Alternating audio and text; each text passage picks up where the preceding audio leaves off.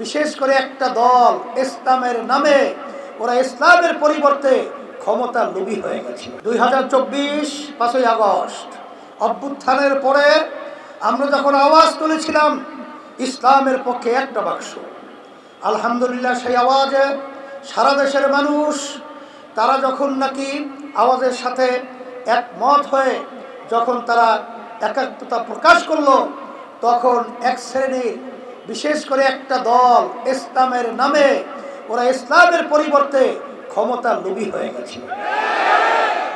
ওরা আজকে আমাদেরকে বলে যে ওরা নাকি এই প্রচলিত নিয়ম অনুযায়ী দেশ পরিচালনা করবে।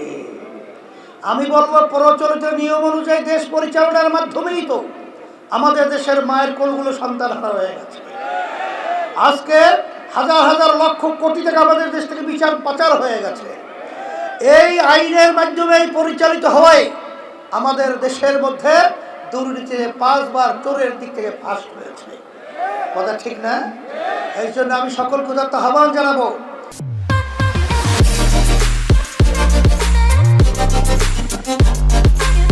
যারা নাকি ইসলামের লেবেল লাগিয়ে যারা নাকি এমইটি স্বর্ণ চেনেন, এমইটি স্বর্ণ দেখতে মনে হয় যেন চকচক করে স্বর্ণ, আসলে মূলত স্বর্ণ নয়, ওটা হইল একটা উপরে লেবেল লাগাইছে স্বর্ণের, ভিতরে কিন্তু অন্য কিছু, ভিতরে হইল স্বর্ণের পরিবর্তে অন্য কিছু।